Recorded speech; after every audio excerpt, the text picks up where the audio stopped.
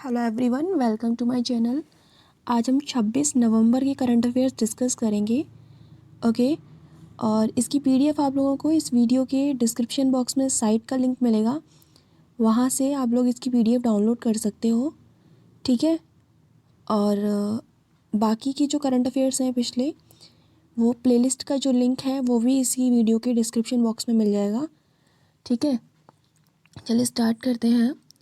First topic है हमारा, हाल ही में भारत ने कहाँ से ब्रह्मोस सुपरसोनिक क्रूज मिसाइल के लैंड अटैक संस्करण का सफलतापूर्वक परीक्षण किया है? तो अंडमान निकोबार द्वीप समूह से किया है। ठीक है, कहाँ से पूछा गया है? तो अंडमान निकोबार द्वीप समूह से इसका सफल परीक्षण किया गया है। ठीक है।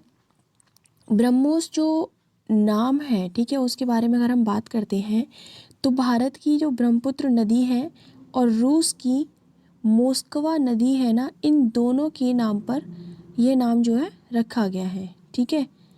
यह मध्यम दूरी की सुपरसोनिक क्रूज मिसाइल है जिसे पनडुब्बियों, जहाज़ों, विमानों या ज़मीन से लॉन्च किया जाता है। ठीक है।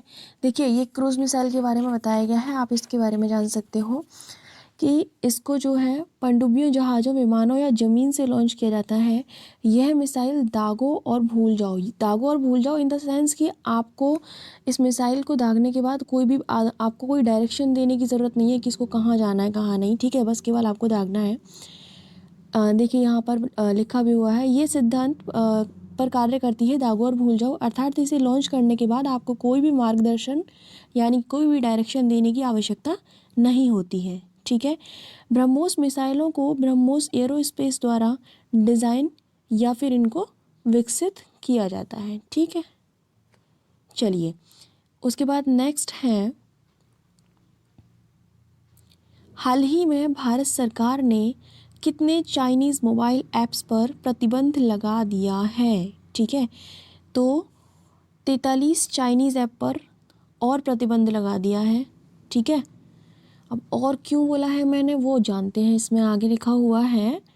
देखिए, भारत सरकार ने शॉपिंग वेबसाइट अली एक्सप्रेस समेत 43 नए मोबाइल ऐप्स पर प्रतिबंध लगा दिया है, जिसमें अधिकतर ऐप्स का संबंध चीन से है। इसके अलावा सरकार पहले से ही कुछ 177 ऐप्स को प्रतिबंधित कर चुकी है। ठीक है। उसके अलावा ये जो ऐप है, इलेक्ट्रॉनिक्स एंड सूचना प्रौद्योगिकी मंत्रालय ने सूचना प्रौद्योगिकी अधिनियम 2000 की धारा 69A, ठीक है, यानी कि 69A के तहत इन मोबाइल ऐप्स पर प्रतिबंध लगाया है। ये इम्पोर्टेंट है, ये वाला पॉइंट तो आप याद रखना। ठीक है, यहाँ से क्वेश्चन बन सकता है। ओके। ये ऐप्स ऐसी गतिविधियों में संलग्न थे। अच्छा, क्यों प्रतिबंध लगाया है उसका रीज़न दिया गया है कि ये ऐप्स कुछ ऐसी गतिविधियों में शामिल थे जो कि भारत की संप्रभुता, अखंडता और भारत की रक्षा तथा सार्वजनिक व्यवस्था के लिए नुकसानदायक है। ठीक है, इसलिए इन पर प्रतिबंध लगाया गया है। नेक्स्ट है, किस राज्य में हाल ही में हिम सुरक्षा अभियान शुरू किया गया है? तो ये स्टार्ट किया गया है हिमाचल प्रदेश में। Very easy. ठीक है, हिमाचल प्रदेश में जो है ये स्टार्ट किया गया है। कोविड-19 महामारी के बारे में लोगों को जागरूक करने के लिए हिम सुरक्षा अभियान स्टार्ट किया गया है। ठीक है, शुरुआत करने के साथ साथ पूरे राज्य में टीबी, कुष्ठ रोग, शुगर और रक्तचाप जैसा बीमारियों के बारे में जानकारी एकत्र करने के लिए डोर टू डोर अभियान की शुरुआत भी की गई है। ठीक है, तो कुछ नहीं है, कोविड-19 के लिए अवेयरनेस फैलाने के लिए ये जो स्टार्ट किया गया, बस आप इतना याद रखना। क्वेश्चन यहीं से बनता है कि ये जो है किस राज्य में स्टार्ट किया गया है। ओके। नेक्स्ट है, हाल ही में किस टाइगर रिजर्व को बाघों की आबादी को दोगुना करने के लिए अंतर्राष्ट्रीय पुरस्कार TX2 प्रदान किया गया है?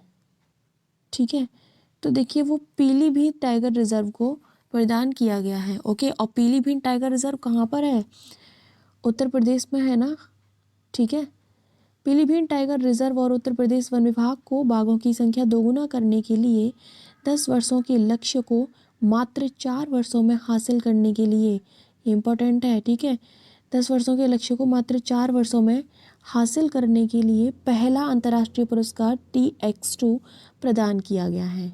ओके, TX2 का लक्ष्य क्या होता है, इसका मतलब है TX2 का लक्ष्य टाइगर्स टाइम्स 2 यानी कि बाघों को 2 गुना करना, ठीक है, करना है, जो कि जंगली बाघों को 2 गुना करने के लक्ष्य को पूरा करने की प्रतिबद्धता को दर्शाता है। इस टाइगर रिजर्व में 2014 में केवल 25 बाघ थे, समझ रहे हो आप, जिनकी संख्या 2018 में बढ़कर 65 हो गई है।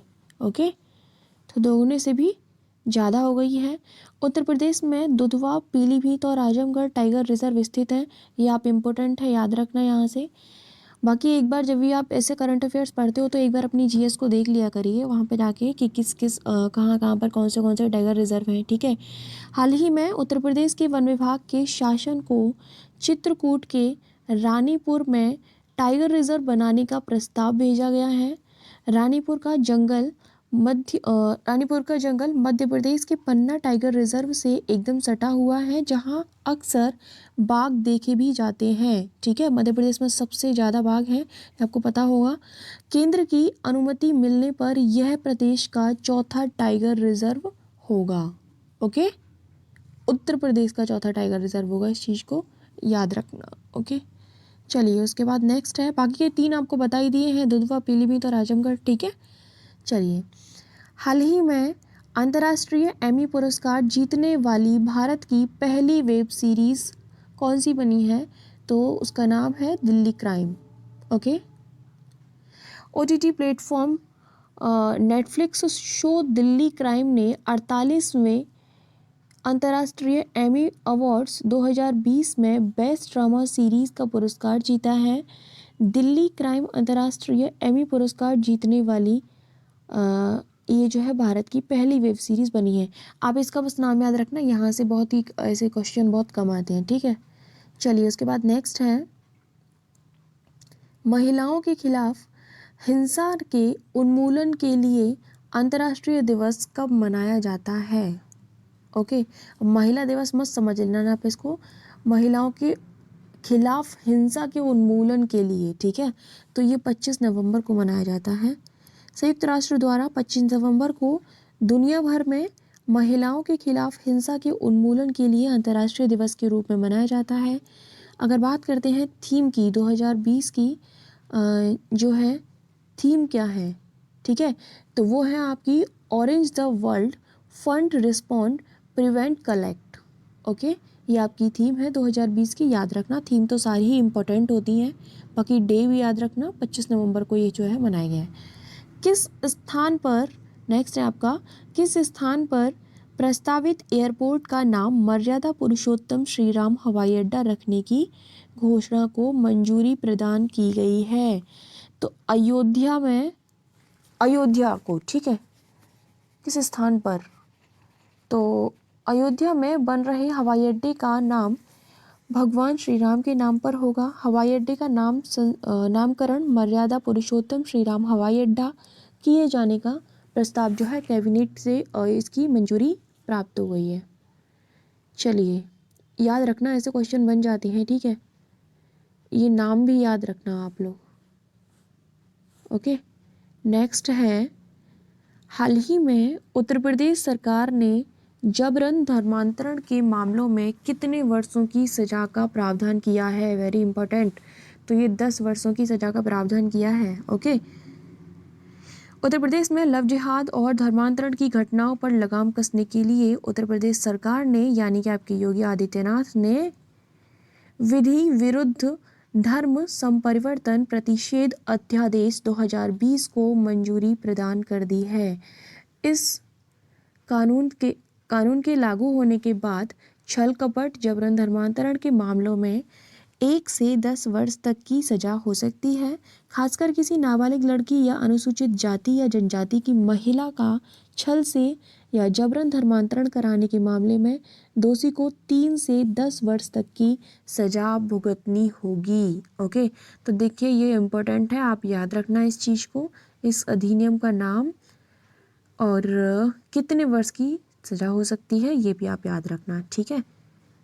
So thank you so much for watching my video.